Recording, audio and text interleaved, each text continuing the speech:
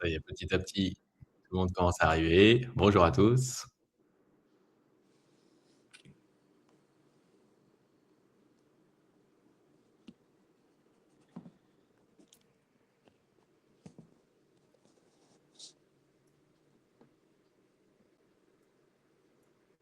Vous avez le chat, hein, si vous souhaitez, interagir pendant la session, hésitez pas, avec grand plaisir. On va essayer de faire ça le plus interactif possible.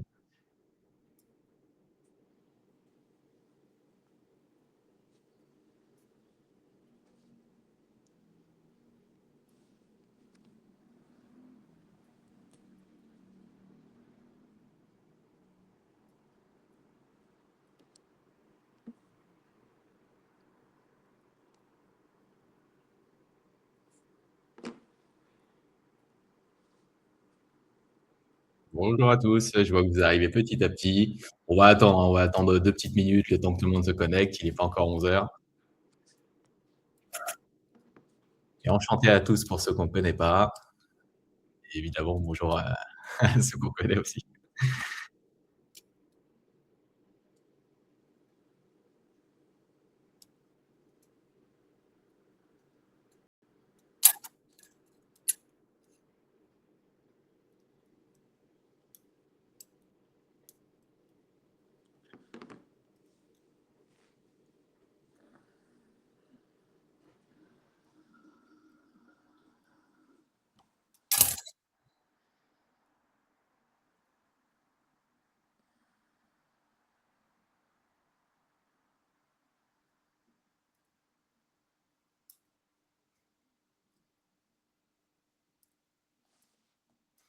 Bon Adrien, ce que je te propose, c'est qu'on attend encore 1 ou 2 petites minutes et puis on va pouvoir commencer notre session tranquillement, le temps que les gens arrivent. Avec les calls, les réunions, on sait tous qu'on n'est pas forcément là. Ouais. Bonjour, bonjour à tous, bonjour Christian, bonjour Lucie, on va passer vos messages dans le chat. Bonjour Clémence.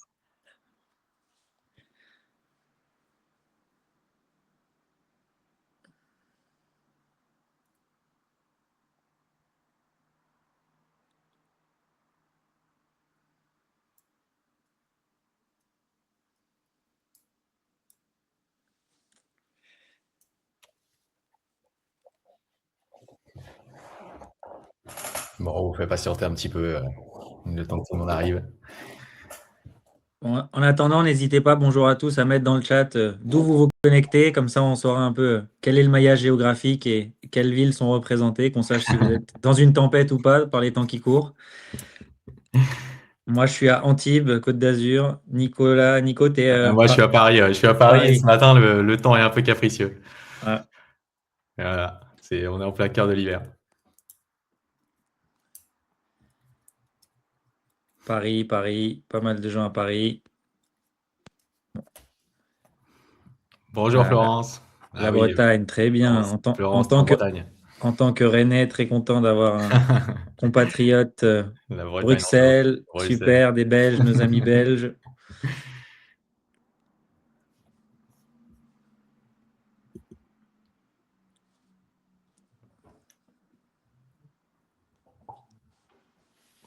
Bon, bah pas mal, on a des gens un peu de partout, de l'est à Ouais, c'est l'ouest, chouette, sud au nord. c'est chouette. Le Grand Est, Mourin.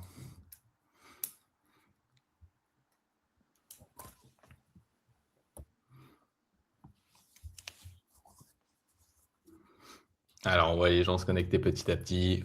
Bon, on va attendre encore une petite minute et puis on va y aller.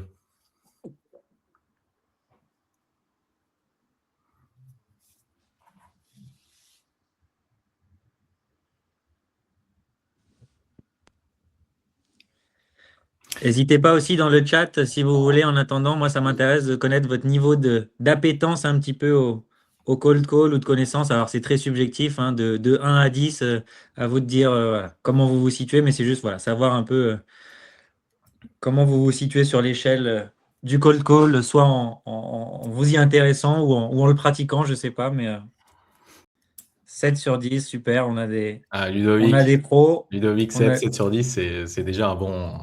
On a des très bons du cold call. Donc, moi, je serais ravi d'avoir aussi du feedback pour la petite session qu'on fera en live tout à l'heure. Allez, bah Adrien, ce que je te propose, c'est qu'on y aille, si tu en es d'accord. Hop, et puis, comment dire, les participants suivants nous rattraperont en cours de route. C'est Tout le monde parti. va arriver petit à petit.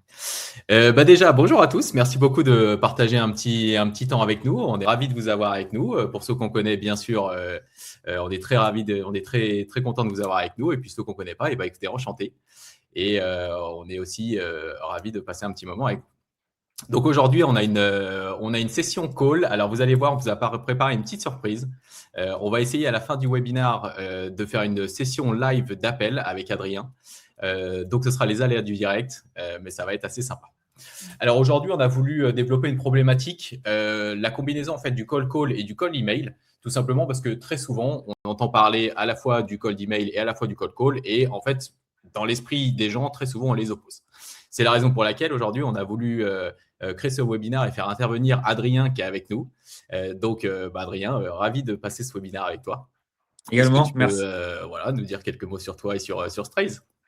Ouais, avec plaisir. Bah, déjà, merci beaucoup pour l'invitation. Ravi d'être là et ravi de ce format un petit peu, on va dire, différent ou disruptif, puisqu'il y aura voilà, une partie un peu théorique, mais avec toujours des illustrations et de la pratique, mais une vraie partie pratique où on verra à quelle sauce on est mangé. C'est le côté sympa du direct. Donc, on verra ça tout à l'heure. Et donc, moi, j'ai cofondé une agence commerciale qui s'appelle Strails, une agence de prospection externalisée.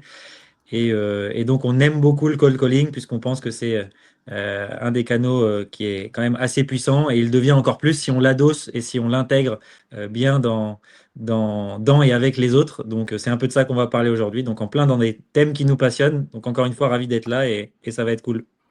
Exactement, et si tu veux, c'était très fluide puisque nous, chez Magids, alors nous, on est plutôt sur la partie outreach digital. Donc, en fait, on a créé une plateforme qui permet comment dire, qui combine l'intégralité des fonctions qui permettent de faire de la prospection, donc la création de la base de données et après la prise de contact automatisée par les campagnes d'email, campagnes LinkedIn, etc. Mais le cold call, du coup, c'est pas réellement notre métier et c'est la raison pour laquelle tu vas pouvoir nous délivrer pas mal de petits tips et astuces pour que ça soit le plus fluide possible. Alors, juste avant de partir vraiment dans le cœur du sujet, n'hésitez pas, il y a le chat, donc n'hésitez pas à interagir avec nous. Vous pouvez poser des questions en live. On aura aussi une session de questions-réponses à la fin du webinaire. Donc, voilà, n'hésitez pas à interagir, c'est toujours plus sympa. Et on va essayer de rendre ça le plus vivant possible. Alors, pour que on puisse contextualiser le mieux possible, ce qu'on vous propose juste avant de commencer, c'est que on vous propose une petite enquête. Je vais vous envoyer ça, vous allez la recevoir. Voilà. C'est simplement pour qu'on puisse coller au maximum au sujet et savoir un petit peu quelles sont vos mécaniques habituelles en termes de prospection. Est-ce que vous avez l'habitude plutôt de passer par de l'outreach? Alors, quand on dit l'outreach, c'est campagne email et LinkedIn automatisée. Donc, est-ce que vous avez l'habitude de faire de l'outreach, plutôt du call, les deux combinés, l'un après l'autre? Voilà, n'hésitez pas à remplir la petite enquête. Comme ça nous permettra avec Adrien tout simplement de se raccrocher au plus possible à vos habitudes. Voilà. Est-ce que vous voyez l'enquête de votre côté? Hop.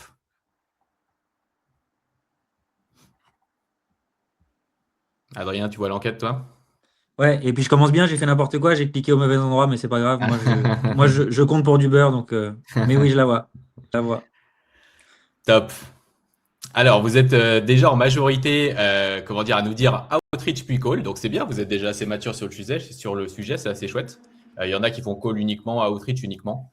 Voilà, je vais pouvoir vous partager les résultats, mais on voit que ce qui se dégage, c'est que vous avez déjà l'habitude, de combiner les deux. Donc, c'est un super réflexe, c'est chouette. Et on va voir ensemble si on a des petites astuces à vous donner. Voilà. Alors, allons-y. Comme je vous le disais, très souvent, en fait, on oppose le cold email ou le cold call. On a deux écoles. Il y en a qui disent effectivement, moi, je préfère passer par l'outreach, donc les prises de contact digitalisées. Il y en a qui sont plus à l'aise avec le call. Et nous, avec Adrien, on a une vision qui est en fait, comment dire, qui se complète par rapport à ça, c'est qu'on aime bien combiner les deux. Tout simplement parce qu'on sait qu'aujourd'hui, n'importe lesquels de nos prospects ont des appétences différentes. Il y en a qui vont être plus susceptibles de répondre par email, d'autres par LinkedIn, d'autres par le call. Donc, en fait, quand on va multiplier ces canaux-là, tout simplement, on va réussir à rendre nos campagnes plus efficaces et plus efficientes. Et c'est pour ça qu'on essaye de bâtir des stratégies en fait, où le cold email va servir le cold call.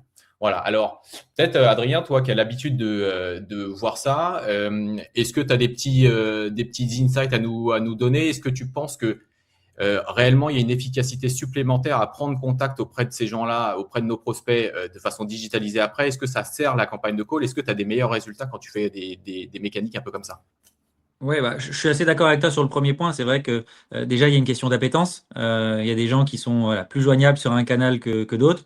Après, il y a une question de joignabilité, tout simplement. Selon le type de profil qu'on va contacter, il y a des gens qui sont techniquement pas joignables au téléphone parce qu'ils sont sur le terrain, parce qu'ils sont dans des avions, enfin, j'en sais rien. Et donc, là, se pose plus une question de joignabilité. Et donc, pour moi, voilà, le troisième niveau, il y a aussi une question de stratégie. C'est-à-dire que pour moi, les canaux sont complémentaires à condition qu'on les utilise de façon stratégique. Je donne un exemple.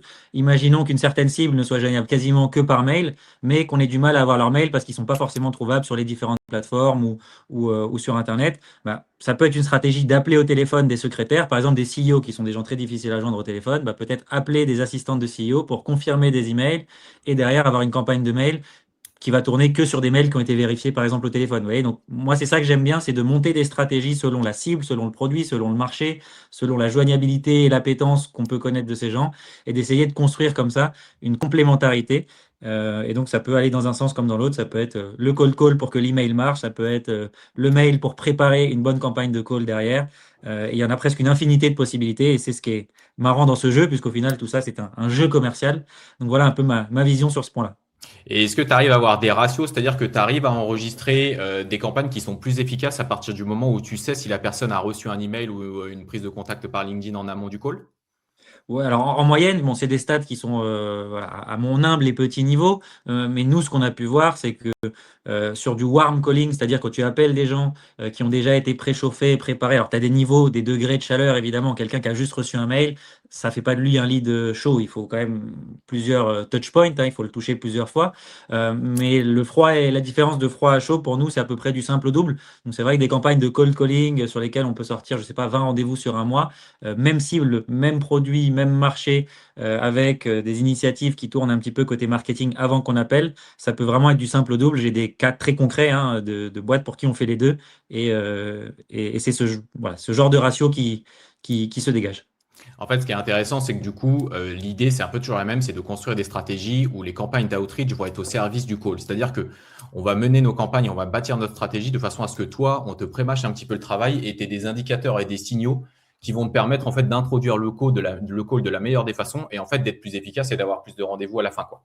Donc C'est en ça. fait, là, l'idée, à partir du moment où on définit une stratégie et on va finir en fait les campagnes par du call, ce qui est intéressant, c'est d'adapter un petit peu cette stratégie. Et en fait, on voit deux points sur lesquels on va pouvoir adapter la stratégie. D'abord, c'est en termes de communication. Effectivement, si on se dit que Adrien, à la fin de notre process, tu vas appeler, en fait, nous, on va essayer d'avoir des stratégies en termes de communication dans l'outreach qui sont des stratégies de communication qui sortent un petit peu de l'ordinaire, de façon à ce qu'on puisse réapparaître à l'esprit du destinataire assez rapidement, que le prospect puisse nous identifier au moment où tu vas l'appeler et tu vas dire est-ce que je vous ai envoyé un email sur tel ou tel sujet. Plus notre communication va être disruptive, en fait, et plus on va avoir un marqueur différenciateur, plus pour toi, ça va te permettre d'accrocher la personne. Donc ça, c'est le premier point. En termes de communication, on va essayer d'être un peu différent si on a des campagnes de call à la fin. Et puis, on a aussi une différence en termes de rythme. Très souvent, on voit que sur des campagnes qui sont des campagnes d'outreach seules, on peut se permettre de prendre un peu plus de temps pour mener notre campagne de A à Z, alors qu'à partir du moment où il y a un call, j'imagine que pour toi, c'est bien que ça aille assez vite de façon à ce que quand tu rappelles la personne, elle puisse se souvenir des emails ou des contacts LinkedIn qu'on lui a envoyés, quoi. Oui, exactement. Et j'ai une petite illustration, puisque je pense que là, dans l'audience, on doit avoir des gens qui sont dans toutes les industries possibles et imaginables. Alors moi, j'ai un exemple d'une industrie qui est très particulière. Prospection qu'on a faite pour un client qui vendait, voilà, qui vend toujours d'ailleurs, des dispositifs pédagogiques pour les écoles. Et donc, la cible, c'était les directeurs d'école. Et il se trouve que les directeurs d'école, ils sont assez durs à joindre puisqu'ils peuvent être en classe et ils ont des jours de décharge. Et donc, ce qu'on a fait au téléphone, c'est que on appelait pour connaître leur jour de décharge. Donc, il y avait un premier appel qui était un appel presque à blanc, qui permettait juste de gragner une info. Donc, on ne cherchait pas un rendez-vous, on ne cherchait pas un contact. Et donc, ça, voilà, c'est une stratégie qui est très particulière, mais c'est une stratégie spécifique à ce secteur, à cette cible-là. Et une fois qu'on connaissait leur jour de décharge, on était sûr et certain quasiment qu'en rappelant le bonjour à la bonne heure, ou en tout cas dans la bonne plage horaire, on avait des taux de conversion, des taux de discussion qui étaient très, très bons. Et le commercial étant un entonnoir, c'est du volume, hein. Si on a beaucoup de conversations, on a automatiquement beaucoup d'opportunités, puisque c'est des maths.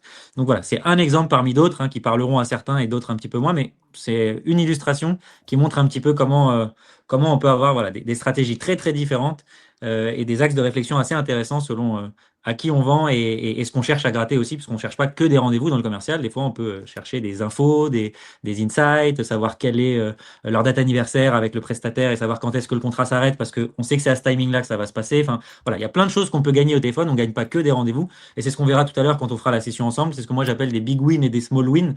Le gros win, le gros lot, c'est du rendez-vous. Mais il y a aussi plein de petites infos et de petits lots qui peuvent être très, très valuables quand on est un commercial. Mais bon, là, je m'avance un peu trop. On en reparlera tout à l'heure. Mais j'y pensais là-dessus. Donc voilà, je voulais pas oublier de mentionner Non, ça. mais c'est chouette, c'est exactement ce que tu dis. C'est-à-dire que, en fait, quand on a des scénarios en plusieurs étapes, bah, à chaque étape, on va pas forcément chercher à convertir tout de suite. Il y a des étapes par lesquelles on va chercher à glaner de l'information qui vont servir à la conversion de l'étape suivante et qui vont améliorer le résultat. Et en fait, c'est un petit peu ce qu'on essaie de montrer quand on fait des campagnes cross-canal en utilisant email, LinkedIn, puis call. En fait, chaque étape n'est pas forcément faite pour convertir, mais chaque étape va être au service de la suivante. Voilà. Donc non, c'est assez chouette comme stratégie. Voilà, c'était exactement ce qu'on cherchait à illustrer ici. On va essayer d'avoir, encore une fois, des signaux, des informations qui vont être exploitables à l'étape suivante et qui vont nous permettre, dans la globalité, d'avoir des campagnes qui sont le plus efficaces possible. En termes de structure, vous voyez, alors c'est un peu toujours la même chose, sauf que bien évidemment, quand on fait des campagnes d'outreach, la structure, c'est on crée notre base de données, on envoie, on essaye de convertir grâce à nos prises de contact email par LinkedIn. Bah là, on va orienter un petit peu les choses différemment à partir du moment où il y aura un call à la fin. Ce qui va se ressembler, les points communs, c'est que bien sûr, on va avoir ce qu'on appelle l'ICP unique, c'est-à-dire la base de données à l'origine. Évidemment, cette base de données, il faut qu'elle soit précise. On va essayer de s'appuyer aussi sur des insights qui vont permettre à Adrien, à la fin de la campagne, de rebondir sur le sujet. Donc, je vous prends un exemple. Si effectivement, on crée une base de données, vous verrez, on a fait un exemple, une campagne réelle qu'on déroulera juste après. Si on prend un exemple de directeurs commerciaux, on va essayer d'aller chercher, par exemple, les directeurs commerciaux qui sont tout récents ou qui ont pris leur poste depuis moins d'1 an. Parce qu'on sait très bien qu'à partir du moment où on va avoir la relance téléphonique à la fin de notre process, Adrien va pouvoir se baser là-dessus pour rappeler ces personnes-là et en fait avoir une introduction qui colle à la situation réelle de la personne. Voilà, donc vous voyez, évidemment, dans toutes ces structurations, dans toutes ces mécaniques et ces stratégies-là, bien sûr, la base de données à l'origine, elle est très importante. Et si on peut en plus y ajouter des insights spécifiques, alors là, c'est un exemple lambda que je vous ai pris, ça peut être évidemment plein de sujets différents, mais c'est assez intéressant. Ensuite, on va dérouler notre workflow. Alors, notre workflow, comme on le disait, ça va être donc les prises de contact automatisées par email, par LinkedIn. On va essayer d'avoir un rythme qui est assez court dans le temps, de façon à ce que quand on passe le call, la personne puisse se souvenir des différentes interactions qu'on lui a envoyées précédemment. Voilà, et on va essayer d'avoir des réactions observables en fait pour chaque action.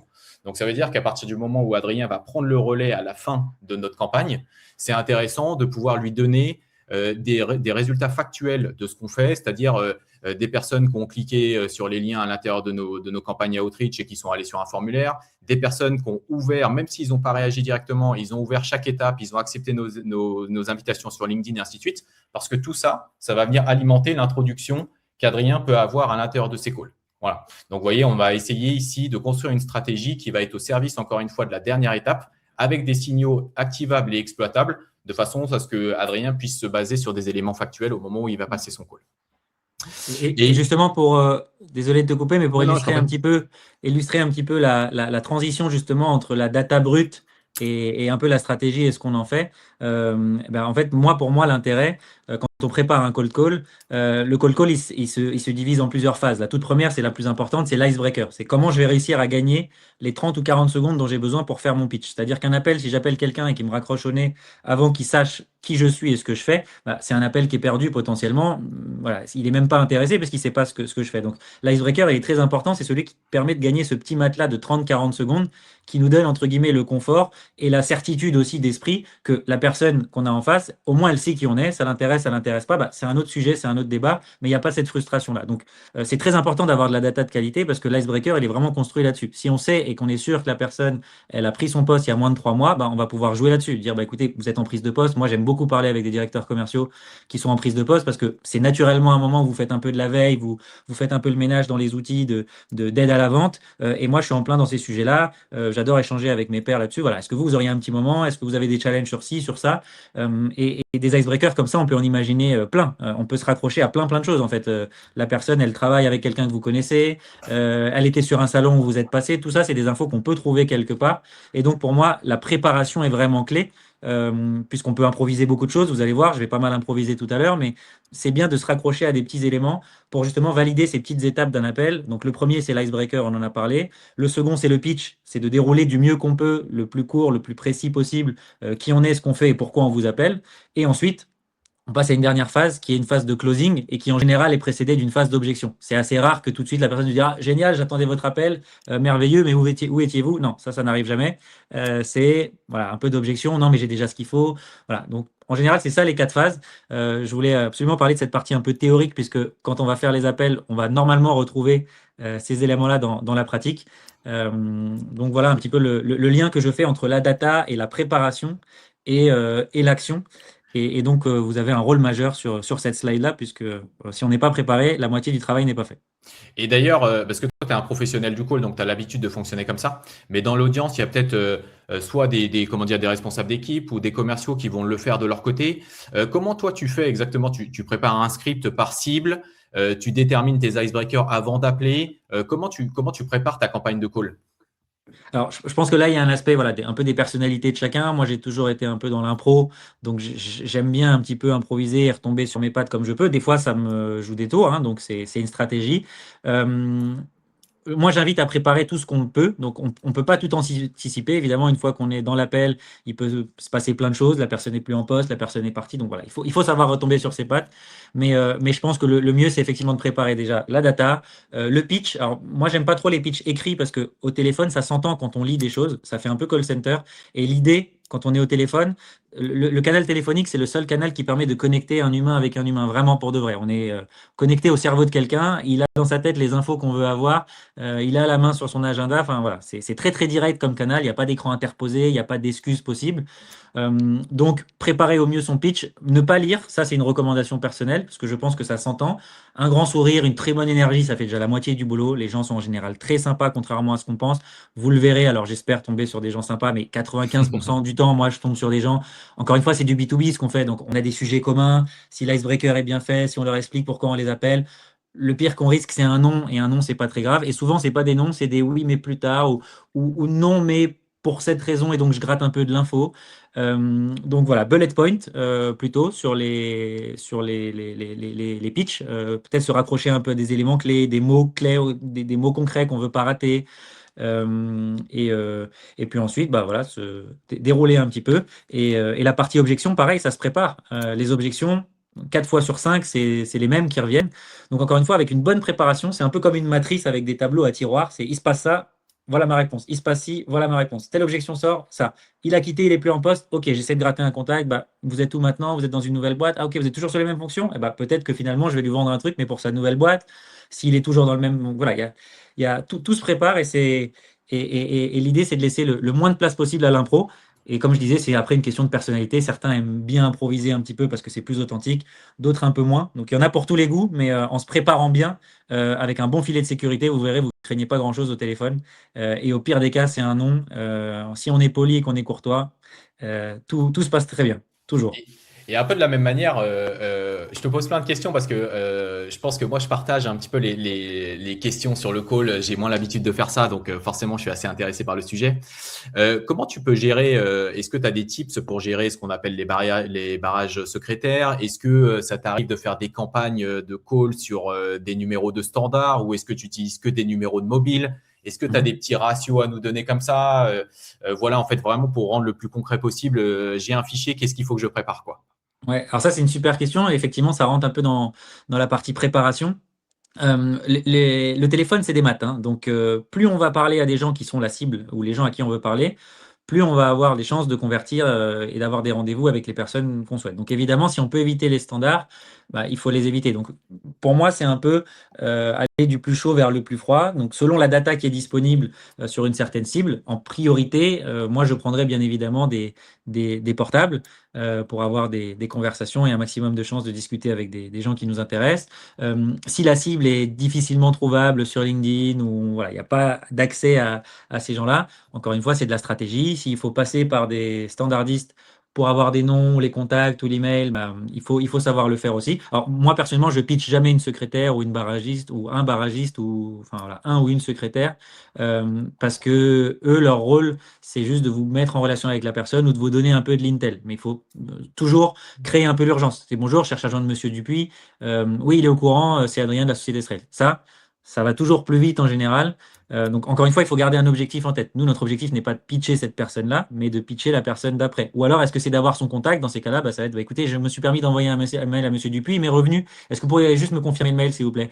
Et ben, en fait, là, 9 fois sur 10, comme on crée un peu d'urgence, elle va en général confirmer le mail et on va récupérer du mail. Sur 100, 200, 300 appels, ben, on va peut-être récupérer 200, 300 mails qui sont sûrs et certains vérifiés, qui sont bons, même si on les avait déjà par ailleurs, hein, mais voilà, donc, tout dépend un peu de la stratégie, mais sur les barragistes, c'est un petit peu enfin sur les barragistes, c'est un petit peu ce que je dirais. Et en termes de ratio, j'ai pas forcément de chiffres, mais c'est bien évidemment très très significatif. Je dirais du x2 ou du x3. Ouais. Quand on appelle sur des lignes directes, le taux de conversation est monstrueusement plus grand, donc à privilégier évidemment si possible. Et j'avais une dernière question sur ce sujet. Si on est commercial de notre côté, on fait une campagne de call pour nos propres besoins, c'est quoi le rythme qu'il faut viser? Alors, je ne sais pas si c'est une bonne question, mais est-ce qu'on peut réussir à faire 10 appels à l'heure? Est-ce que c'est ce genre de ratio-là? Voilà, toi, un petit peu, comment tu arrives à quantifier un petit peu ces chiffres-là? Ouais, alors d'un point de vue purement statistique, déjà ça va dépendre de la façon dont on fait du cold calling. Parce qu'aujourd'hui, il y a beaucoup d'outils qui sont disponibles sur le marché. Donc évidemment, il ne faut pas s'en priver. Il y a ce qu'on appelle des power dialers qui permettent de faire beaucoup d'appels un peu en chaîne avec du click to call où vous cliquez, ça enchaîne les appels. Il y a des outils qui permettent de détecter les répondeurs et qui vont maximiser les conversations. Il y a des outils qui permettent voilà, pas mal de choses, de faire de l'appel parallèle, qui vont appeler deux, trois numéros en parallèle pour essayer de maximiser aussi. Donc il y a vraiment beaucoup de technos qui existent aujourd'hui. Donc les ratios vont évidemment dépendre de l'outil que vous utilisez. Et encore une fois, c'est de la stratégie. Si vous avez un marché adressable qui est de 50 décideurs en France, je ne vous invite pas à faire de la masse et du volume parce que vous allez cramer du lead un peu comme des munitions très très vite. Et peut-être que dans ce cas-là, il faut appeler un à un. Ça va prendre plus de temps, mais c'est une approche qui est chirurgicale, qui est qualitative. À l'inverse, si vous vendez à des restaurants ou des campings ou des restaurants en France, il y en a peut-être 25 000. Là, vous avez intérêt à avoir une approche certes qualitative dans le discours et dans la prépa au maximum, mais il y a quand même une notion de volume parce que bah, vous avez beaucoup de gens à appeler, un marché adressable qui est très large. Donc encore une fois, cet aspect préparation et data voilà, revient là dans la réponse à cette question. Donc voilà ce que je peux dire un Non, petit mais peu c'est là-dessus. chouette. Écoute, ça permet d'illustrer pas mal de choses. Ça permet aussi de désacraliser un petit peu le call parce que très souvent, on a un peu de mal à se lancer.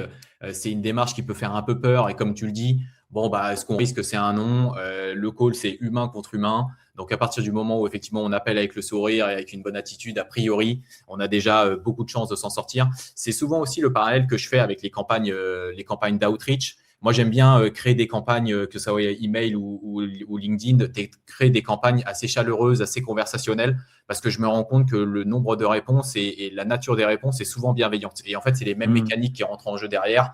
C'est à partir du moment où on aborde les choses naturellement, on n'arrive pas avec des gros sabots pour vendre dès les premiers mots qu'on va décrocher sur le téléphone. Bah derrière, en fait, on risque pas grand-chose et on peut se Hmm. lancer, quoi. Mais c'est vrai que c'est important de se fixer des objectifs pour compléter un petit peu par rapport à ce que tu demandais tout à l'heure. Donc moi personnellement, quand je fais des campagnes de call, j'essaie de me fixer un nombre d'appels, par exemple. J'arrête pas tant que j'ai pas fait 50, 100 appels. C'est important, le cerveau humain, il est quand même conditionné un peu par la finish line. Si on vous demande de faire un marathon ou une course, mais qu'on vous dit pas combien de kilomètres vous allez faire, mentalement, c'est épuisant. Quand on sait où c'est, qu'on voit l'objectif se rapprocher, bah, voilà, on fonce, on oublie un peu, on met des œillères, mais positivement parlant. Bah, le call, c'est un peu la même chose. Donc pour moi, il y a un côté discipline, de se dire, OK, je fais une session de call, mais session de call, ça doit être 20 appels. 30 appels, 52 appels. Celui qui est vraiment qui adore ça, il peut s'en faire 100 par jour. Et puis en plus, il a de la technologie qui lui permet d'abattre des volumes. Mais je pense que c'est important de se fixer des objectifs, d'être discipliné. Et ça permet en fait d'enlever toute cette frustration. Parce que vous savez que chaque non vous rapproche d'un oui et que c'est des maths en fait. Vous jouez contre les maths et on peut rien faire d'autre contre les maths que d'ajouter un à chaque fois, de continuer. Donc moi, c'est vraiment mon meilleur advice, on va dire, c'est de voilà, se discipliner, se fixer une quantité. Moi, des fois, je me fixe des quantités sur les rendez-vous. On peut aussi faire ça sur l'objectif, se dire, OK, j'arrête pas tant que j'ai pas un rendez-vous. Et comme ça permet de pousser, pousser, pousser, pousser.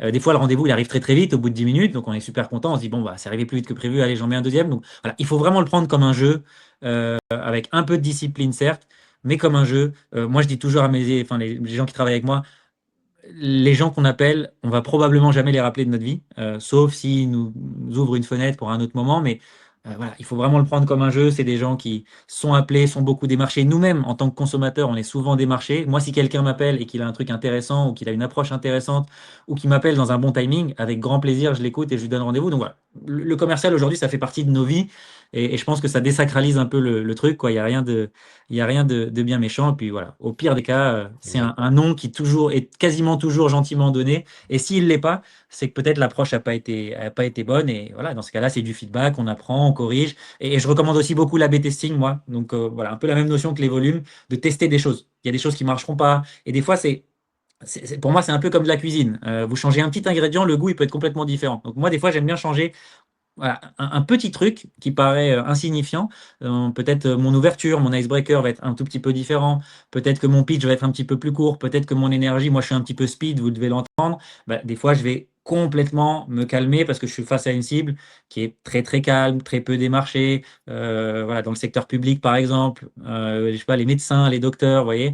Si vous appelez des head of sales, là, je vais avoir un discours complètement différent. Je vais être assez pushy, assez rentre dedans, peut-être un peu dans la rigolade aussi, dire bah, écoutez, on fait le même boulot, je vous avoue, je vous appelle, c'est un cold call. Est-ce qu'on vous fait souvent des cold calls? Voilà, voilà on peut jouer un peu sur ça, mais voilà, je dirais le prendre comme un jeu, être discipliné et se fixer des objectifs. On ne s'arrête pas tant qu'on ne l'a pas atteint, que ce soit du résultat ou juste de la quantité, parce que la quantité amène les résultats, les moyens amènent les résultats.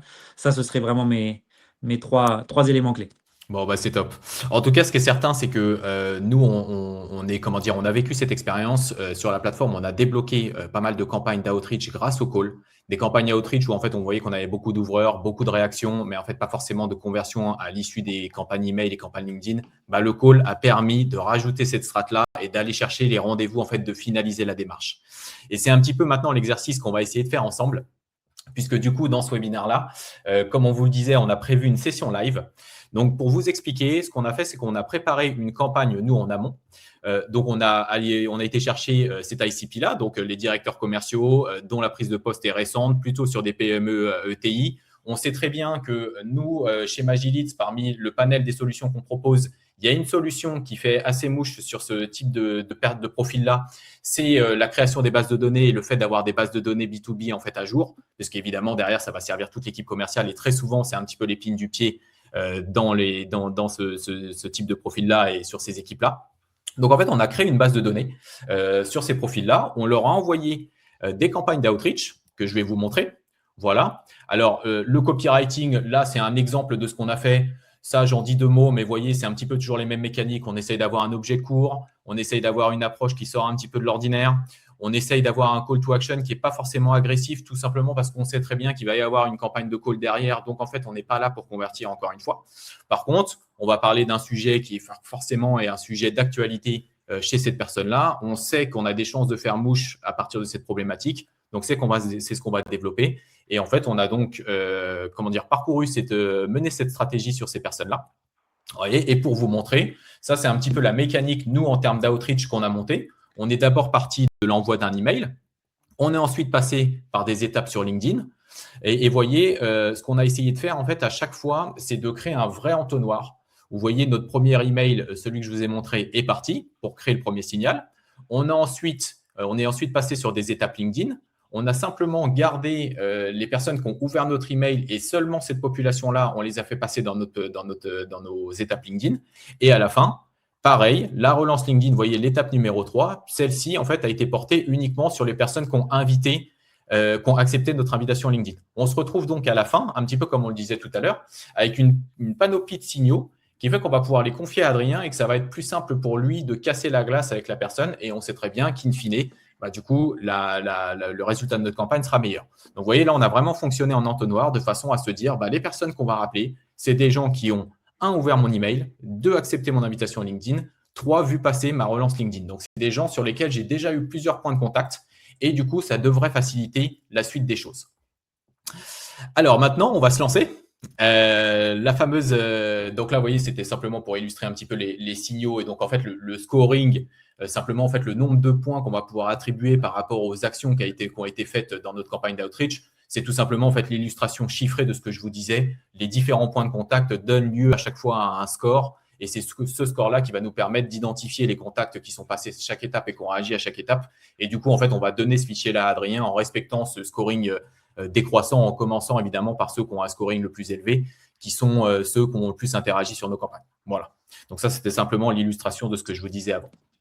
Et du coup, on en arrive au moment fatidique. On va se lancer. On a prévu du coup une petite session live. Adrien va essayer en live d'appeler du coup les différents interlocuteurs, donc nos directeurs commerciaux qui sont passés dans la campagne. Alors, pour tout vous dire, c'est vraiment sans trucage. C'est les aléas du direct. Donc, on va essayer de faire des calls en live et de les débriefer ensemble après. Voilà, on encourage Adrien. Allez, Adrien. Et Merci, puis, c'est n'hésitez sympa. pas. Je pense qu'Adrien, toi, tu le rediras, mais n'hésitez pas. Adrien a une façon de faire. Évidemment, il y en a 1000. Adrien est un professionnel du call. Il sait très bien, il improvise très bien, etc. Mais voilà, allez, on se lance. Ouais, alors juste un peu de contexte. Donc, pour des raisons RGPD, je peux pas vous partager mon écran et vous montrer voilà, comment moi je prospecte avec les fiches qui apparaissent à l'écran. Il y a, sympa la petite image retouchée IA qui me fait loucher. Je louche pas dans la vraie vie, hein. Bon, de toute façon, au téléphone, ça se voit pas, c'est pas grave. Donc, je disais, oui, on va donc appeler des gens avec un outil, hein, avec un dialer. Donc, vous n'allez pas voir à l'écran les fiches apparaître. Pour des raisons RGPD, je peux pas faire apparaître les mails, les noms, etc. des personnes pour raisons évidentes. Il y aura des fois des petits temps de latence, des petits temps d'attente. Donc voilà, il faudra être un petit peu patient. Mais normalement, on devrait avoir des discussions. Donc je vais commencer. N'hésitez pas à dire dans le chat si vous entendez pas forcément très bien. Bon voilà, j'ai un iPad à côté de mon ordinateur. On a fait plein de tests, ça devrait marcher. Mais n'hésitez pas. Et n'hésitez pas aussi sur les feedbacks. Si vous avez, vous, des idées de traiter les objections, moi j'aurais dit ça, etc. N'hésitez vraiment pas à partager. Moi j'adore le feedback. Encore une fois, voilà, je le fais avec ma manière et mon approche. Et il y en a une infinité, donc n'hésitez vraiment pas à partager. Donc ça tourne, ça devrait commencer à répondre. Et je vais essayer de débriefer un petit peu à la suite de chaque appel si on arrive à avoir des conversations intéressantes.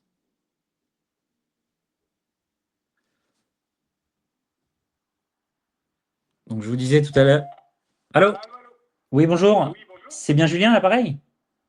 Oui, tout à fait. Julien, bonjour, je suis Adrien de la société Magilite, vous allez bien? Très bien, vous-même? Ça va, merci. Vous êtes en voiture peut-être? Oui, tout à fait, ouais. Ok, bon, vous êtes en sécurité, il y a le CarPlay, il y a tout ce qu'il faut. Je peux vous prendre 30 secondes pour vous dire pourquoi je vous appelle? Ouais, je vous en prie, je vous en prie. Super. Je ne sais pas si vous resituez qui on est, Magilite. Je me suis permis de vous adresser une ou deux petites communications par mail, mais je ne suis pas sûr que ce soit le bon canal. Vous devez être assez sollicité là-dessus, peut-être? Ouais, tout à fait. Il vaut mieux un bon échange téléphonique comme à l'époque. Allez, soit une petite fois. Ok. Bon. Je vois pas. Bon, je vous donne un peu de contexte. Dans 30 secondes, vous me direz si je suis à la bonne porte ou pas. Magilite, c'est une plateforme qui permet justement aux directions commerciales, aux équipes commerciales de préparer au mieux ou d'intégrer, voilà, de s'intégrer au mieux dans leur stratégie de prospection. Ça va aller de la détection de signaux d'achat à de la gestion des contacts, des séquences multicanales éventuellement automatisées. Voilà. Le quotidien des commerciaux, vous et moi, je pense qu'on fait un peu le même boulot.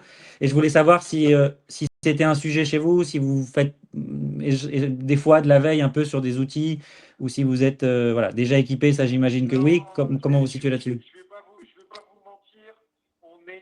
On est dans un cœur de métier. On fait de la citerne plus virulente. Ok, C'est-à-dire mes clients sont des transporteurs routiers oui, qui sont connus et reconnus. Ça veut dire qu'on sait qui est qui. Niveau prospect, il n'y en a plus. Il n'y en a plus dans le sens où on est trois faiseurs sur le marché. Donc, en gros, les clients vont soit chez un, soit chez l'autre, soit chez l'autre. Ok. Ça dépendra des prix, ça dépendra des délais de chacun. Donc, c'est un marché qui est assez petit, qui est très niche, c'est ça? Tout à fait, c'est 200 matériels par an en France. Donc, Ok. c'est vraiment pas énorme. Hein. La communication réseaux sociaux est très faible parce qu'il n'y en a pas besoin. Voilà, on se connaît tous, que ce soit les clients ou les confrères. Donc j'avoue que des outils supplémentaires en termes de prospects, de recherche de nouveaux clients, on n'en a pas besoin. Et de toute façon, mon management en Allemagne ne sera pas d'accord pour trouver des fonds pour ça. Ok, je comprends. Donc effectivement, sur le volet chasse, c'est pas forcément pertinent parce que votre marché est, voilà, relativement petit, vous connaissez tous, et les canaux d'acquisition, c'est plus le réseau. Est-ce que pour la partie nurturing, peut-être pour garder vos clients, vos prospects au courant, voilà, est-ce que ça vous automatisez un petit peu? Nous, on a un volet là-dessus. Après, j'avoue même pas parce que mes Allemands font ça à l'ancienne. Ça veut dire que plus je suis chez mes clients et moins devant mon ordi, mieux c'est en fait. Ok, donc c'est beaucoup de terrain. C'est que du terrain. C'est que du terrain. En gros, c'est que du terrain. Il y a une journée d'administratif par semaine, mais le reste du temps, c'est chez les clients en déplacement. Quoi. Ok, très clair. Bon. Voilà. Écoutez, moi l'idée, c'était pas de vous prendre très longtemps et vous avez très sympathiquement répondu à plein de questions et m'avez donné une très belle visibilité, donc c'est sympa. On fait tous le même job. Hein, bon, bah, écoutez, c'est sympa en tout cas. Moi, ce que je peux vous proposer en tout cas, si le sujet quand même vous intéresse, que je vois que vous êtes quand même dans la veille et que vous avez l'air assez ouvert à découvrir quand même des choses, c'est un petit échange avec quelqu'un de chez nous, même 15 minutes, ne serait-ce que pour votre veille, pour voir si ça peut s'intégrer quelque part ou si ça vous fait penser peut-être à un contact au niveau du siège, comme les décisions ont l'air d'être quand même pas mal prises en Allemagne. Est-ce que ça, dans le cadre de votre veille et de votre curiosité business, ça peut être pertinent pour vous? Un échange vraiment rapide, efficient, 10-15 minutes. Au pire, c'est du réseautage et de la veille pro pour vous et au mieux, il y a un sujet commun. Est-ce que ça pourrait être pertinent? Allez, je vais dire oui, parce que peut-être que vous en interne, vous y connaissez, vous y gagnerez quelque chose ou autre, mais alors, j'y vois pas d'intérêt, mais voilà, dans le but parce que la démarche de votre part est bonne, mais je vais rien vous apporter, je vais rien y gagner. Mais allez, s'il faut prendre 15 minutes ou 10 minutes pour parler en interne chez vous, ouais, j'ai pas de problème. Un échange téléphonique, j'ai aucun souci. Et écoutez ce qu'on fait. Alors, comme vous avez été très honnête avec moi, je vais l'être aussi avec vous. Moi, j'ai pas envie non plus de vous faire perdre votre temps. Si vous voulez, je vais vous envoyer un petit mail, chose que je fais jamais. Hein. Normalement, j'aurais été ravi de prendre un rendez-vous avec vous, mais de ce que vous me dites, on n'a pas forcément voilà, énormément de sujets communs, en tout cas là, et puis vous avez peut-être pas forcément le temps. Moi, je vous enverrai un petit mail pour que vous ayez au moins une trace de notre échange. Il faut regarder un petit peu ce qu'on fait. Si jamais il y a un sujet pertinent, peut-être que je vous rappellerai pour peut-être confirmer. Et si c'est le cas, on prendra un rendez-vous ensemble. Je veux vraiment respecter votre temps et que si on s'assoit ensemble, ce soit pertinent et pas juste pour me faire plaisir ou pour récompenser mon travail, mais c'est sympa à vous de l'avoir dit comme ça en tout cas. Super démarche de votre part, c'est très bien. Bon, je fais ça. Votre mail, je le confirme juste avec vous. Moi, j'avais J pour.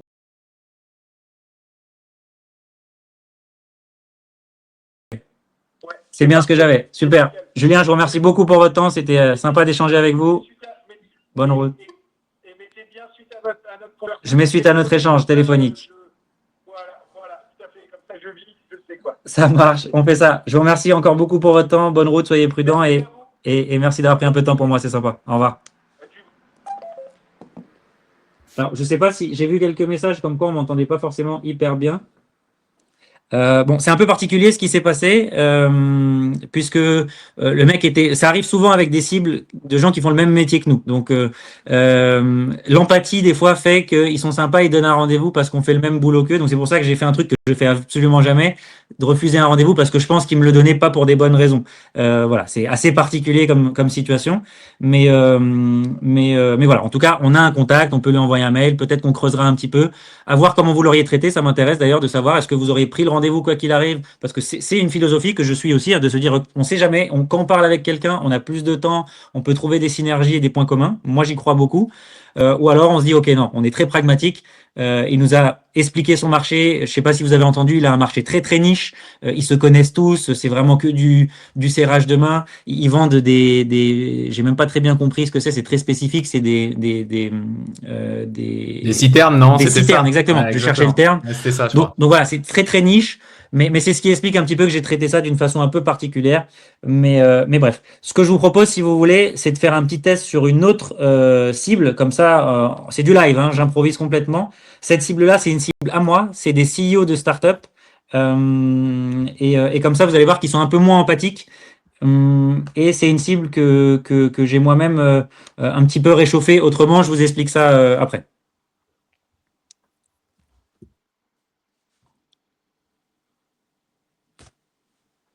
Mais effectivement, Benoît dit un point très vrai.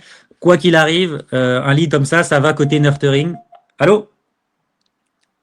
Oui, Oui, bonjour. Je suis bien avec Philippe. Ah, pardon, j'avais le mail, j'avais un mail Philippe, enfin qui commençait par Philippe. J'ai cru que vous n'avez pas un associé peut-être dans la boîte qui s'appelle Philippe. ouais, dis-moi. Si, c'est ça. Bon, je vous explique, vous allez comprendre. Je suis Adrien, cofondateur de l'agence Strails. On est une agence qui a rejoint récemment la communauté d'experts de 50 Partners. Et en fait, à mon petit niveau, je fais un peu de veille auprès des différents CEO, cofondateurs ou head of sales des différentes startups pour savoir s'il y a des sujets autour de tout ce qui est accélération commerciale, puisque c'est le sujet sur lequel nous, on est référencé et on agit un peu comme mentor. On fait les ateliers ici, on fait le sujet particulier. OK. Et est-ce que c'est quand même un sujet chez vous? Enfin, a priori, vous avez des velléités de croissance? OK. Et est-ce que vous aurez quand même un peu de temps à m'offrir, 10-15 minutes, ne serait-ce que pour réseauter un peu, savoir au sein de la communauté qui peut-être vous pourriez nous recommander, voir si nous, on a des sujets aussi avec qui on peut vous mettre en relation? Non, désolé. Bon, bah écoutez, c'est sympa d'avoir pris un peu de temps pour moi en tout cas. Est-ce que ça vaut le coup que j'appelle votre associé Philippe? Il gère ces sujets-là ou c'est centralisé chez vous? Ah, OK. Il est côté tech. Ça marche. Merci d'avoir pris un peu de temps pour moi. Au revoir. Voilà, donc là, c'est un bon exemple, cible un petit peu plus compliquée. J'aurais pu pousser un petit peu plus. Mon accroche était pas ouf, je suis d'accord. Alors, pour vous donner un petit peu de contexte, c'est une base qui est censée être un petit peu chaude. On a rejoint une communauté d'experts d'un conglomérat de startups qui s'appelle 50 Partners. Ça engage absolument à rien, pour être très sincère, hein. On est beaucoup d'experts dedans, mais ça me permet d'avoir un peu une accroche et de pouvoir pitcher. Donc là, au moins, c'était ça le gain sur cet appel. Mais voilà, je sais pas si vous avez entendu, ils disaient que eux gèrent tout en interne, ils ont très peu de budget. Donc c'était pas très facile. En plus, on n'entendait pas hyper bien. Je pense qu'il était sur autre chose. Mais bon, voilà. Appel pas génial. Est-ce que j'ai le temps d'en faire un dernier ou est-ce que vous voulez qu'on débriefe? Écoute, t'as le temps d'en faire un dernier déjà. Ouais. Allez, encore un. Allez, un dernier. Un dernier. Moi, Ok. j'ai plein de choses à te dire et puis il y a eu plein de messages dans le chat. Ok. Alors, je vais repasser sur notre base à nous. Donc, je reviens sur des commerciaux. Donc, la base qu'on vous a montré, l'initiale Magilid.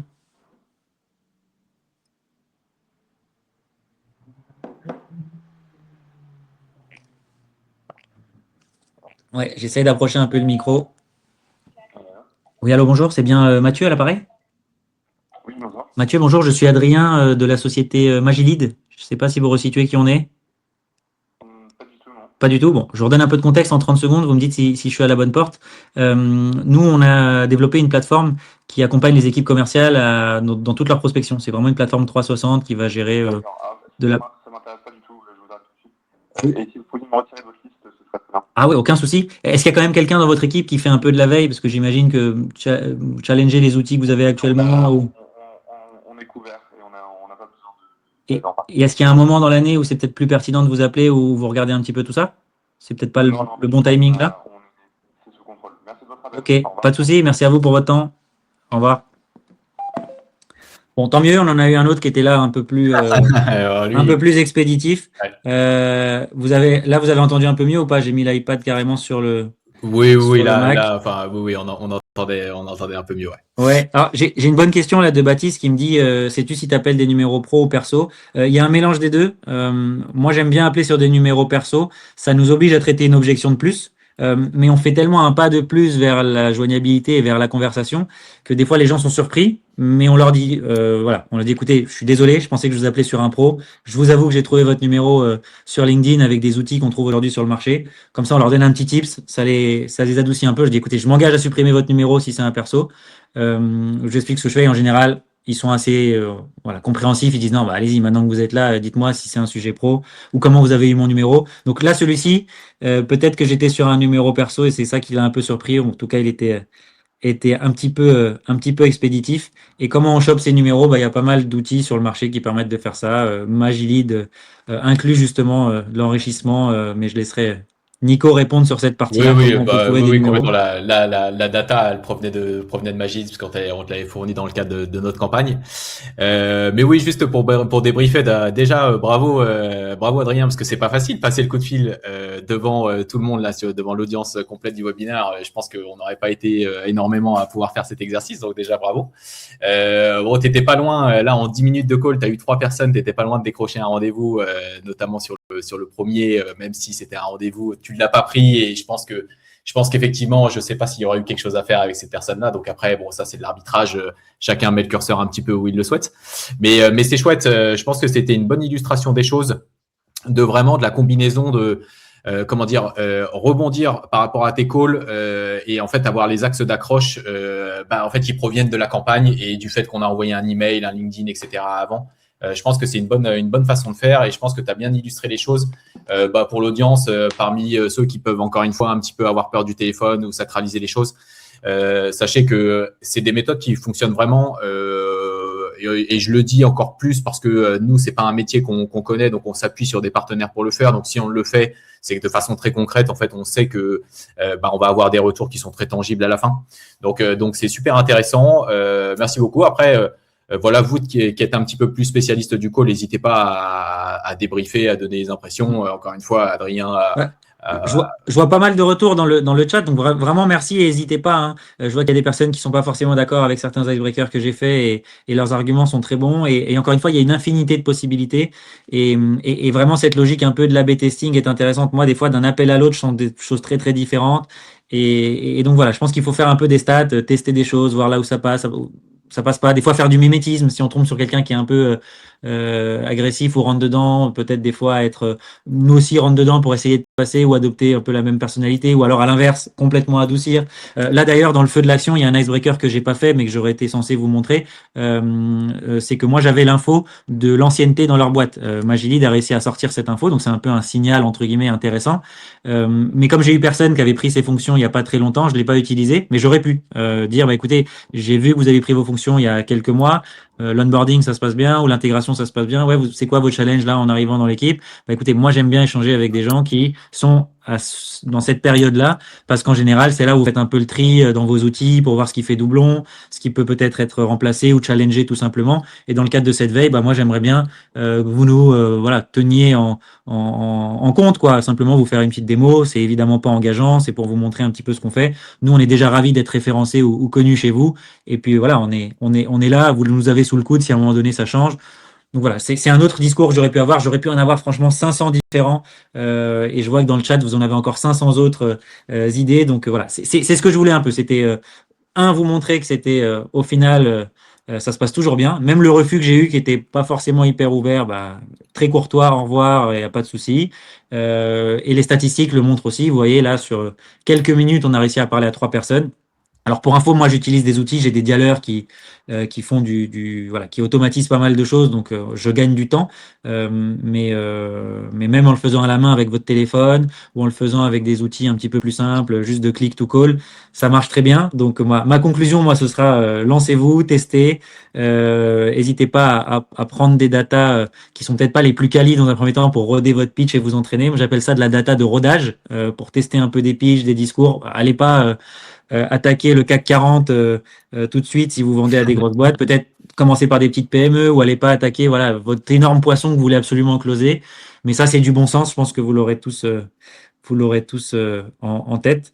Donc voilà, en tout cas de mon côté, et ravi d'avoir fait ça en live. J'espère que ça vous a plu et que les enseignements, en tout cas, étaient intéressants. Eh Et ben, merci encore bravo, pour vos retours. bravo Adrien, merci pour tout, merci pour la prise de risque et l'illustration en direct, c'est vraiment chouette, c'est top. Je pense que il y a pas mal de monde qui ont vu un petit peu l'envers du décor sur la partie call et c'est chouette. Encore une fois, ça donne pas mal d'idées. Voilà, écoutez, on arrive à la fin de ce webinaire. N'hésitez pas, s'il vous reste quelques questions, et ben avec grand plaisir, on a encore quelques petites minutes pour y répondre. En tout cas, pour ceux qui ont des agendas un petit peu chargés et qui veulent aller déjeuner, bah, merci beaucoup pour votre présence. Ça nous a fait plaisir de partager un moment avec vous. J'ai vu une petite question passer. Vous conseillez call ou call email en premier dans le cadre d'une campagne multicanal? Alors, bon, nous sur Magileads, étant donné qu'on est plutôt une plateforme d'outreach, en règle générale, on commence plutôt par la partie outreach, donc cold email, cold LinkedIn et après la partie call. Mais comme le disait Adrien tout à l'heure, toutes les problématiques en fait sont dans la cible qu'on peut avoir. Et l'illustration que tu faisais sur les directeurs d'école, c'était un petit peu ça, où là, tu as plutôt commencé par la partie cold call qui, derrière, elle, a servi la stratégie emailing dans un second temps. Donc, ça peut se faire des deux manières, ça peut se faire dans les deux sens. Voilà, il faut simplement réussir à adapter ça un petit peu par rapport à la cible qu'on a. On sait que si, effectivement, on a une cible qui est très difficilement joignable par email, peut-être qu'à ce moment-là, commencer par le call, ça peut servir et ça peut nous donner, encore une fois, des leviers sur lesquels on va pouvoir s'appuyer à l'intérieur de l'email en commençant notre email par je me permets de vous envoyer cet email. Je vous ai passé un coup de fil il y a quelques jours ou la veille et ainsi de suite. Et on va se servir exactement du même icebreaker. Mais là, on va s'appuyer du coup sur la campagne de call qui a été faite en amont. Et du coup, on va se servir de l'icebreaker à l'intérieur de l'email au lieu de se servir de l'icebreaker à l'intérieur de la campagne de call, quoi. Voilà. Il y a quelques questions dans le chat. Je ne sais pas si on a encore 2 minutes pour Oui, répondre. oui, vas-y, je t'en prie. Non, je t'en prie. Il y a une question intéressante là de Nabil qui demande, j'ai donné un exemple tout à l'heure, je crois, en parlant de date anniversaire de contrat de prestation, et que c'est vrai que dans certaines industries, on est tributaire de la date anniversaire parce qu'ils peuvent pas changer de prestataire avant la date. Et comment avoir cette information, comment connaître cette date? Évidemment, c'est pas une info qu'on trouvera de façon publique. En tout cas, c'est très très rare, sauf dans les marchés publics peut-être où il y a des obligations de publication. Mais sinon, en général, c'est une info qu'on pourra avoir malheureusement que au téléphone dans la qualif. Donc, d'où la question que j'ai posée à celui qui était très fermé. Je ne sais pas si vous vous rappelez tout à l'heure. Je lui ai demandé s'il y avait un timing particulier dans l'année où il faisait un peu de la veille, etc. Bon, il n'était pas très ouvert, donc c'était pas facile. Mais c'était de ce côté-là que je voulais aller. Je voulais qu'il me dise, bah, écoutez, nous, tous les mois de janvier, on remet un peu à zéro tous nos abonnements à des outils de sales enablement. Donc, à ce moment-là, voilà, rappelez-moi en décembre, c'est peut-être un moment. C'est ce que j'ai voulu un petit peu chercher. Donc, moi, ma reco, ce serait ça. C'est au téléphone, de poser un peu les bonnes questions. Plutôt que de foncer bille en tête pour chercher un rendez-vous, si au final on est tributaire de ce genre de date, bah peut-être plutôt aller chercher cette info. Et des fois, il y a aussi un truc qui est intéressant, c'est de ne pas appeler forcément les décisionnaires quand c'est juste pour avoir des insights. Vous pouvez appeler tous les gens qui gravitent autour. Je vous donne un petit exemple. Dans une équipe commerciale, si vous appelez le directeur commercial, forcément, lui, il va avoir un peu plus une carapace, il est très démarché. Vous appelez n'importe quel commercial de son équipe pour lui dire, écoutez, Nicolas, voilà, moi aussi, je bosse dans la vente, je suis commercial chez Magileads, je voulais juste savoir, je fais un peu de la veille, quels outils vous utilisez chez vous? Derrière, ça vous permet de gratter de l'insight sur quels outils ils ont, quand est-ce que sont les dates anniversaires. Vous rappelez le directeur commercial 3 semaines plus tard, par exemple. Donc voilà, ça c'est une stratégie, par exemple. Et je l'appelle, je connais déjà ces outils. Bah, Monsieur Dupuis, je vous appelle, enfin Eric, je vous appelle parce que je sais que vous utilisez solution X. Voilà, vous en êtes satisfait, oui, non. Et en fait, là, l'icebreaker, bah, il est encore plus puissant parce qu'il va se dire, attends, le mec, il fait bien son boulot, il sait déjà quels outils j'utilise, mais comment vous savez? Donc voilà, encore une fois, tout est une question de stratégie. Il faut réfléchir un peu au cheminement le plus pertinent. Mais ce qui est intéressant au téléphone, c'est que le téléphone sert aussi pour de l'insight, dont de l'insight vraiment clé, comme celui-ci. Quel est le prestataire en place et quand s'arrête un contrat? Ça, à part en le demandant, c'est assez dur de le savoir. Alors, il y a encore plein de questions qui arrivent. Alors, on va essayer d'y répondre en respectant quand même le timing. Mais allez-y, hein, si vous avez des questions, avec grand plaisir. David, est-ce qu'on peut savoir si vous avez un système de recommandation pour un client si je mets une place sur Magileads? Oui, en fait, il y a des systèmes de recommandation, il y a des systèmes d'affiliation, il y a des systèmes de marque blanche sur la plateforme Magileads. Donc, n'hésitez pas, avec grand plaisir, on pourra en reparler quoi qu'il arrive. On vous enverra tous un petit mail. On se permettra de faire ça à la suite du webinaire avec le reply et la présentation. Donc, n'hésitez pas, si vous avez une question, quoi que ce soit à la suite de ce webinaire, n'hésitez pas à nous répondre avec grand plaisir. On a aussi une question, quel serait l'argument pour contrer si on travaille déjà avec un prestataire, on n'est pas intéressé, ainsi de suite. Bon, ça, c'est plus toi, Adrien. Je pense qu'à ce moment-là, tu as des mécaniques. J'ai vu, c'est ce que tu fais pendant les calls, c'est qu'en fait, tu essayes toujours d'aller sur une question un peu supplémentaire. En fait, tu pousses toujours un petit peu le bouchon pour réussir à récolter de l'info, même quand la personne, au premier abord, a priori, t'a dit non, quoi. Ouais, c'est ça. Bah, en fait, il y a deux aspects. Le premier, c'est de gratter effectivement de l'info et c'est de gagner un peu de la confiance. Tu fais un peu comme une petite jauge confiance. Le gars que j'ai eu qui était expéditif, j'étais en confiance zéro, quoi. Il a pas envie de me parler, il est expéditif. Donc, des fois, poser une question, ça permet juste d'ouvrir au débat. Bah, vous, c'est quoi les challenges que vous avez en interne? Au moins que, voilà, je garde vos coordonnées si jamais j'ai un sujet qui est en lien. Donc, d'essayer de faire parler un petit peu. En général, les gens aiment parler d'eux et une fois qu'ils parlent, la connexion est faite. Et là, le souci que j'ai eu avec lui, c'est que j'ai eu aucune connexion. Il a été tellement expéditif et j'ai pas moi réussi, c'est aussi de ma faute à connecter avec lui. Donc ça, c'était pour cette analyse-là. Et donc l'argument je travaille déjà avec un prestataire, on n'est pas intéressé. Bah, moi, ce que je dis toujours, on travaille déjà avec un prestataire. Je dis bah écoutez, je suis rassuré. Vous m'avez dit que vous travaillez avec personne, je pense que j'aurais raccroché parce que je me dis c'est qu'il y a un souci. Donc Dieu merci, vous avez déjà un prestat, vous m'avez pas attendu, c'est logique. Moi, je vous appelle plutôt dans une approche de veille. C'est qu'on sait que les prestataires, des fois, ils peuvent avoir des défaillances ou peut-être vous pouvez ne plus être satisfait. C'est toujours bien d'avoir un plan B, voire un plan C pour voilà, anticiper s'il y avait un changement ou si vous étiez plus satisfait. Ou s'il y avait, je sais pas, une nouvelle verticale que vous ouvriez et que votre prestataire peut pas vous aider dessus. Donc voilà, trouvez toujours des idées. Je pense que la veille dans tous les métiers du monde est importante. Je pense même que ça fait partie de la job description. Quel que soit votre boulot aujourd'hui, je pense qu'on vous demande de vous tenir informé de ce qui se fait dans le secteur, de comment on peut optimiser votre quotidien, de comment on peut l'améliorer, soulager. Donc je pense que cette notion de veille, c'est vraiment l'argument imparable, quoi.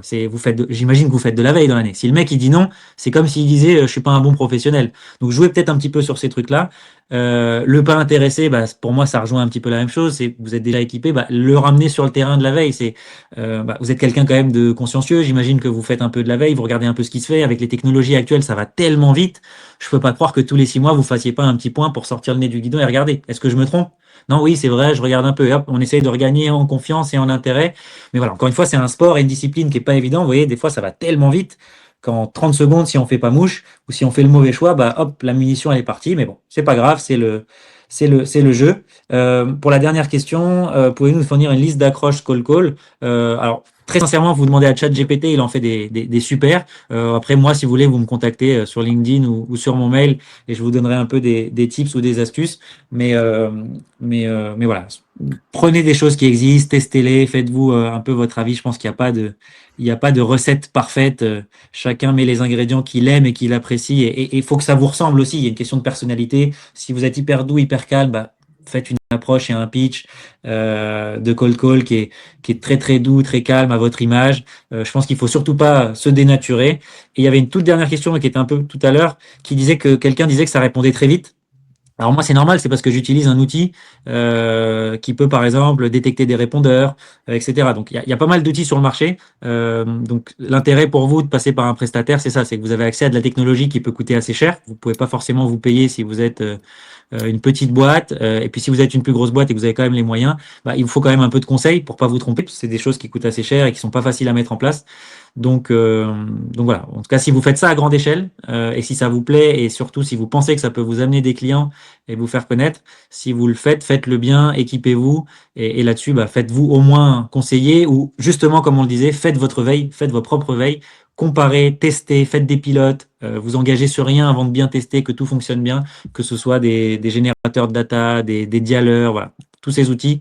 Et donc, on rejoint ce qu'on disait tout à l'heure, la veille, très important. Top.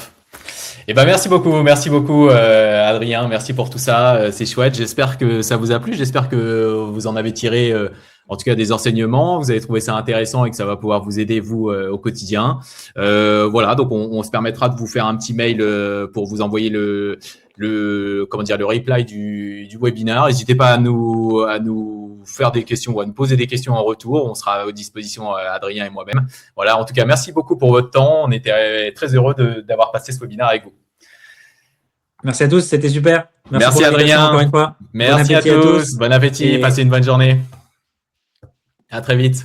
Merci.